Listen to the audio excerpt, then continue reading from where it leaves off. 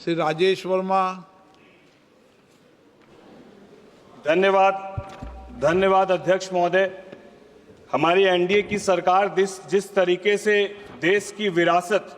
और धरोहर को लगातार जीवंत करने का कार्य कर रही है, मैं आपके माध्यम से माननीय मंत्री जी का ध्यान मेरी खगड़िया लोकसभा के परबत्ता प्रखंड स्थित 52 कोठरी तिरपन द्वार, जो हवा महल के नाम से भी जाना जाता है और 17वीं शताब्दी में सोलंकी वंश के द्वारा स्थापित किया गया था, और साथ ही साथ मानसी प्रखंड के कशरिया धार के बारे में और सिमरी बख्तियारपुर के बाबा बटेश्वर धाम, जो कि हमारे लोकसभा की और हमारे देश की ये विरासत और धरोहर है। मैं माननीय मंत्री जी से जानना चाहता हूं कि स्वदेश दर्शन योजना के क्लॉज 4 के तहत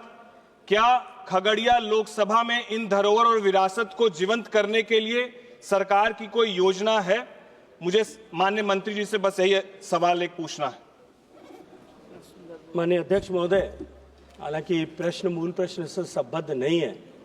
मैं आपका संरक्षण चाहते हुए इतना माननीय सदस्य को निवेदन करना चाहता हूं आपके माध्यम से कि टूरिज्म, जैसा मैंने पिछली बार भी प्रश्न का उत्तर देते हुए कहा कि प्रत्यक्ष रूप से राज्य सरकार का विषय है। राज्य सरकार इसमें अपनी पर्यटन की संभावनाओं और युवा सांसद की इन बातों से आपको शायद काफी गर्वान्वित, उन प्रस्तावों पर हम विचार करते हुए, लेकिन शायद आपको ये बात समझ नहीं आया कि जब उनको माननीय पर्यटन मंत्री जी के द्वारा जो जवाब मिला है फाइनेंशियली किस प्रकार का आवश्यक हो तो हम जहाँ से संपूर्ण रूप से ये कहा गया कि पर्वता क्षेत्र में जहाँ पर पर्वता का रावण रहता है, याद होगा, निश्चित रूप से सबको याद होगा जब पर्वता के रावण की माँ मतलब नीतीश बाबू की जब गुजरी थी तो कैसे वहां आके वो भोज खाने आए थे, याद तो होगा ही आपको। और पर्वता के रावण के द्वारा इन क्षेत्रों में किस तरह से कुकुरमुत्ते पनप रहे हैं, याद तो होगा आपको। लेकिन यहां पर माननीय सांसद महोदय को किस तरह से शर्मिंदगी झेलनी पड़ती है, मुझे लगता है ये ना समझने की विधा आपके अंदर है, और ना ही आपको ये समझ में आ रहा है कि एक मान्यता का पद जो कि एक लोकसभा क्षेत्र है, जहां में विकास की एक एक पग पर वाट जोड़ रही होती है,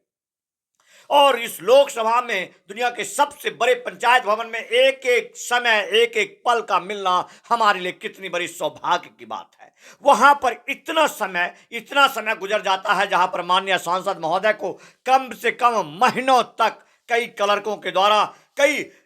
ज्ञप्ति बनाई गई होगी, कई अधिसूचना बनाई होगी, कितना याद करना पड़ा होगा, फिर जाकर ये सवाल उठा, इसके लिए जिम्मेदार कौन जिम्मेदार?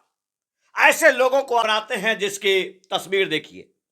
जिस तस्वीर में अपने नाजायजों के साथ ये नजर आता है, जहां से आपको कैसे समझ में आए कि वास्तविकता क्या है इस क्षेत्र का। इस मामले में मैं बिल्कुल ज्यादा नहीं कहूंगा, कहना मुनासिब भी नहीं है कि क्यों हम इतना ज्यादा कहें, लेकिन वास्तविकता ये है कि उस क्षेत्र में पर्वता का रावण का आतंक है, जहां पर माननीय सांसद महोदय भी एनडीए के कोटे से आते हैं, लेकिन इनको भी इनके साथ भी उसने कुछ किया है, लेकिन ये खामोश हैं, उस पर ध्यान नहीं दे रहे हैं। बाद में इसका खामियाजा पर्वता के तमाम जनता को भुगतना